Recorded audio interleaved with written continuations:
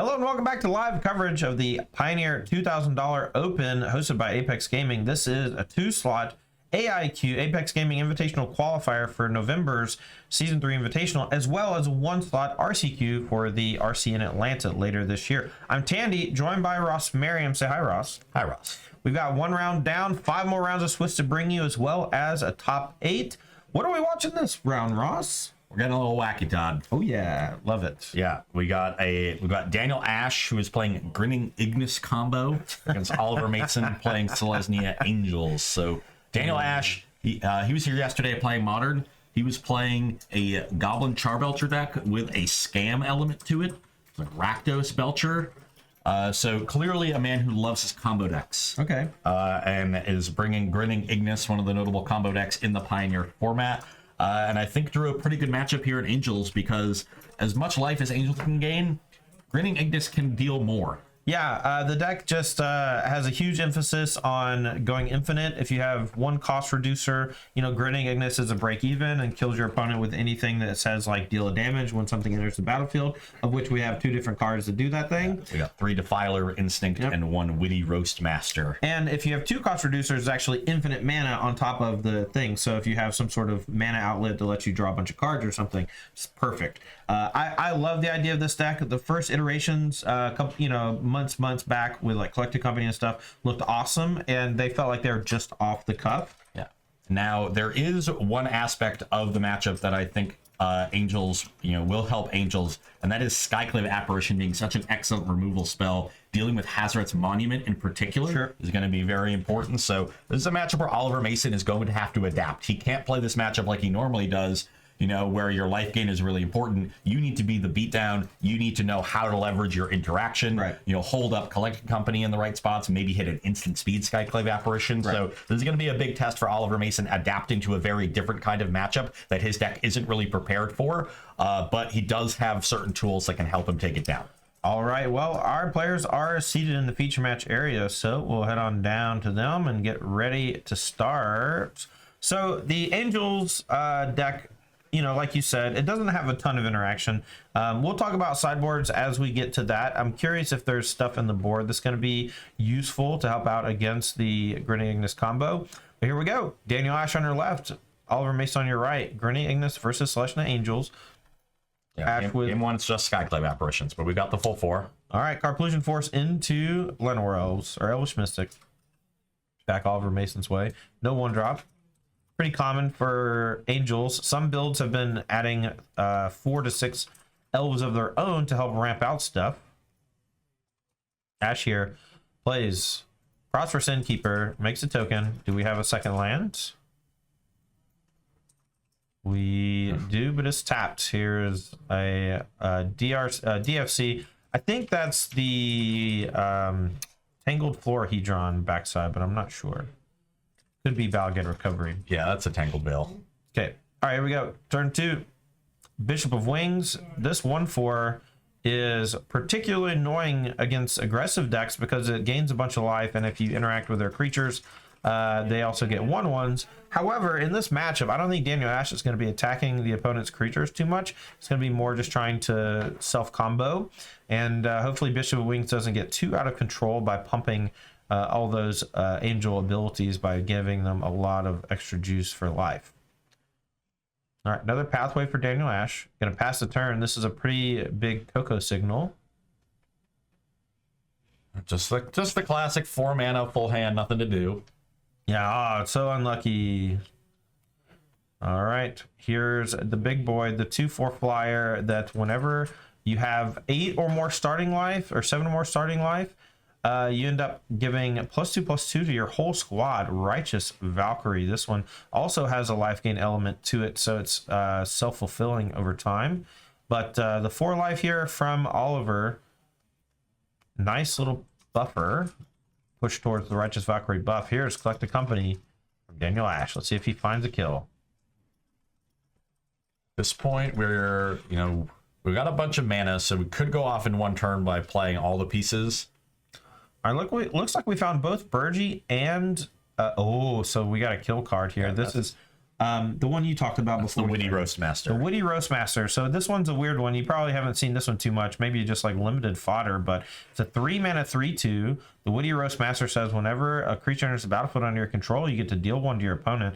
It's a nice collect a company hit that works with the Grinning Ignus Infinite combo. And here it is. That's infinite. A Tunnel Ignus with Burgie lets you go over and over and over and over again, and the Witty Roastmaster deals infinite damage. How easy was that? Daniel Ash takes game 1 in surprising fashion. Yeah, effectively the Burgie giving you a red every time you cast Ignus gives you the red to activate the Ignus's ability. And so you're able to just cast Grinning Ignus over and over and over again, and you keep triggering the Witty Roastmaster. So, a quick and dirty game 1. None of those Skyclaves showing up for Oliver Mason, and really, it wouldn't have mattered. That's a way that Ash's deck can play out, where sorcery speed removal isn't good enough. You end a turn, collect a company, put 2 of the combo pieces onto the battlefield, untap, play the 3rd one, and then that's all she wrote. Yeah. One of the interesting additions to the Grinning Ignus decks has been blue for Risen Reef. Because Grinning Ignus itself is an elemental, when you go infinite, a Risen Reef essentially allows for a combo kill as well, because you get to draw your deck, which is nice. Yeah, and lets you play a sort of fair game grind through removal. Right. In that way. We do see the 4 Risen Reefs in Daniel Ash's list playing the full teamer. Looking at his sideboard, I see 3 Abrade, 2 Cemetery Prowler, 2 Nissa Steward of Elements, 2 Outland Liberator, 2 Rending Volley, 2 Scavenging Ooze, and 2 Tomio's Safekeeping. I don't think we're going to see a lot of sideboarding out of Ash. I like the Rending Volleys. Yeah. Just to play a bit of a fair game, but there's nothing else that you really need. Well, the Righteous Valkyrie is like a huge deal for the Angels deck, and especially when you're in like a racing scenario against a combo deck. And Rending Volley being able to just like knock that out of the sky for 1 mana early in the game means that like their whole game plan just like falls to pieces. Yeah, it gives you a lot of time. So right. I like the Rending Volleys. Looking at Oliver Mason's sideboard with Selesnya Angels, you were hoping to see some more removal, and there is removal spells in the sideboard, but they're not ones that are going to be relevant in this matchup. 3 copies of Settle the Wreckage. No. This is a deck that wins outside of combat with its creatures. Unfortunate there. We do have 2 Reckoner Bankbuster, 1 Yasharn Implacable Earth, 1 Ajani Strength of the Pride, 2 Rest in Peace, 1 Guardian of Faith. Those are irrelevant. And then there we get more interesting cards. There's 2 Pithing Needle, which you think might be good, but Grinning Ignus's ability is a mana ability. Womp womp. So hopefully Oliver Mason knows that and does not bring in Pithing Needle thinking it stops the combo. Well, we've already had Pithing Needle on camera this week, one time naming a mana ability, and then both players just thinking it worked. And maybe we'll have it again. Well, but if Oliver Mason knows that Daniel Ash doesn't know it's a mana ability, then it'll be fine. So might be a little cat mouse game. There's 3 more cards in Oliver Mason's sideboard that are effective in this matchup. 2 Archon of Emeria. Okay. So limit your opponent to just the 1 spell. Perfect. And 1 Rydane, God of the Worthy. And I'm not playing it for Rydane. If you look at the backside, Valkymira Protector Shield. If a source an opponent controls will deal damage to you or a permanent you control, prevent 1 of it. Prevent 1 of it. Yeah, that's a nice little line of text against the deck that deals damage in increments of 1. Yes. So, the Valkymira is very effective at stopping the combo. It is an artifact, so if Daniel Ash suspects Rydane is there and Valkymira might bring in some of those Abrades from the sideboard to deal with them. Alrighty, well, as these players are shuffling up here for game number 2, we're going to have the Selesnya Angels player on the play and see if they can come out of the gate strong. But before we get there, we got a little time to kill, so let me shout out our 3 sponsors for the Apex Gaming series. Thanks to G Fuel Energy Formula for keeping us hydrated and energized as we bring you all the coverage for today's event. Thanks to Wings, etc. for feeding us and making us feel at home when we go there after all these long days. And then once again, thanks to Ultimate Guard for providing us with a ton of swag, and I'm sure we'll be showing it off over the course of the weekend a bunch. I'm gonna eat so many jerk tots tonight. Oh man, so many. Do y'all have a all you can eat wings challenge up there, Taryn? No, we have a wall challenge. A wall challenge. 16 of the spiciest wings. 16 of the spiciest wings. What do you win if you get 16 of the spiciest wings? A t-shirt, and you get put on a wall of flame. Okay, do you get free meal? Wow. Give me a free meal for eating it and I'll do it. I'll do anything for $15. Dude. I hope you're getting paid more than that for this weekend, Todd.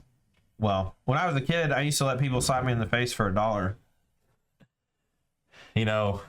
I should be surprised, Why would you be surprised? You know who I am. but I'm not. It molded me as a person. Yeah, physically, it molded your face. It molded my face. It's all smushed now. Although that's mostly from my diet, I'm sure. Okay, Oliver Mason taking a mulligan here, so things going from bad to worse for our lone Angels player in the field. As we noted before show, a very diverse metagame at today's Pioneer Yeah, event. what'd you say? Almost half of the field is singleton decks? Yeah, just under half. Wild. I think it's 21 singletons out of 44 players. All right, so Daniel Ash has kept the 7. Oliver Mason looks like he's keeping 6. Let's figure out what to put on the bottom. And then we'll be underway for game number 2.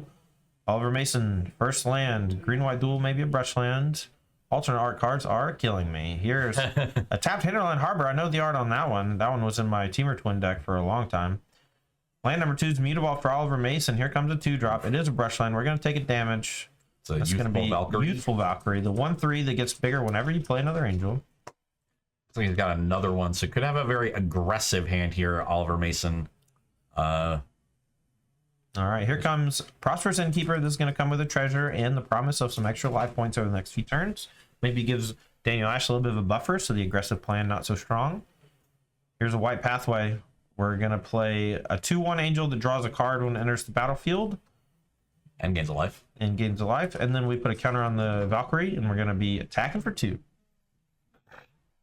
I like how we both know what the card does, but don't remember the name. Inspiring Overseer. It's all draft fodder. I don't know. What do you want from me? I know exactly what every card does, but Inspiring Overseer, they're all Valkyries, they're all Overseers, they're all Clerics. That's a sweet draft comment. It was a very strong card in that limited format for sure. And it's not really surprising to see it pop up in constructed play in the Angels deck, right? I remember when we used to first pick Windrakes. Same. Now your Windrake's cantrip. And gain a life. It's wild. Unbelievable. All right, 3 mana. We're going to play. That's the red monument, Hazaret's Monument, and now all the red spells that Daniel Ash plays while it's in play cost 1 less mana, but Oliver Mason might have an answer ready here with Skyclave Apparition. Definitely has the apparition in hand, and I could not cast that fast enough. Cannot let this deck untap with Hazaret's Monument. All right, here comes Skyclave. We're going to eat it up. If Daniel Ash has Running Volley or something for the Skyclave Apparition, doesn't get back the Monument, just gets a 3/3. And these flyers are going to pump on over for 4 damage, and Daniel Ash down to 14. One of the benefits of Apparition in this Angels deck is normally in aggro decks like humans, you can be afraid to attack because an instant speed removal spell can give your opponent that illusion token as a surprise blocker. But with all of your other creatures flying, that's not an issue. You can just continue being aggressive. That's a great point, Ross. All right, back Daniel Ash's way. It's a Burgeoning Hand. Now just has to figure out how to best utilize his mana here. Has Coco, Elf, Burgie. I think there's another Innkeeper in the hand as well. Okay, maybe goes like Burgie. Is it Burgie or Burgie? Baden-Burgie? Baden-Burgie? I'll just say Burgie. I'm sure I'm going to flip-flop it. But we can go like Burgie, Elf, or just like EOT Coco.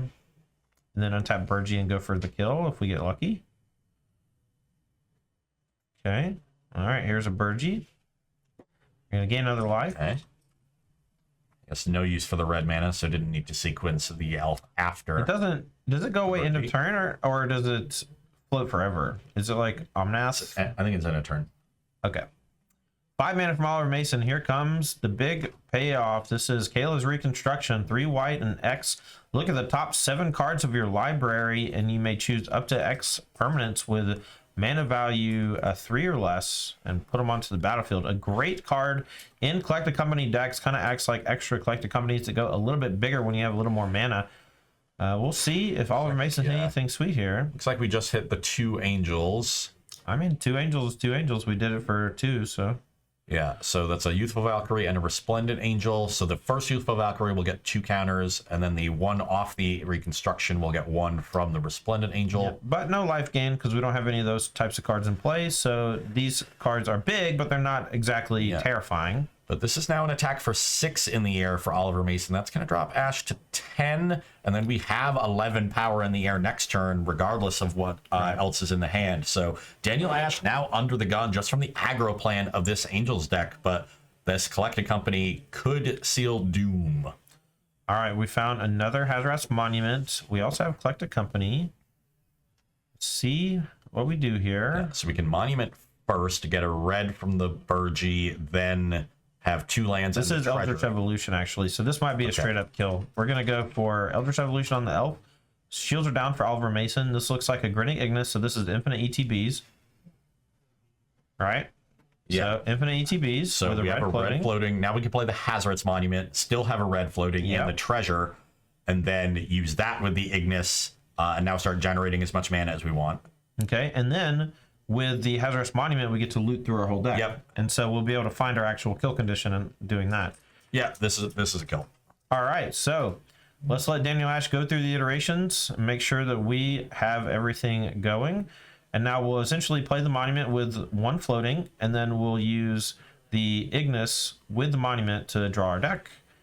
Yeah, Daniel Ash actually sequencing this even better than we did by returning the Ignus first, using that mana to pay for the Monument, and now the first loop of the Ignus costs 1 less, saves himself a mana that way. All right, and now we're breaking even on mana to do the Ignus looting, and we finally found our creature, and then everything costs a little bit less because of the Burgee, and then we're able to cast the thing and deal our opponent infinite damage. Great.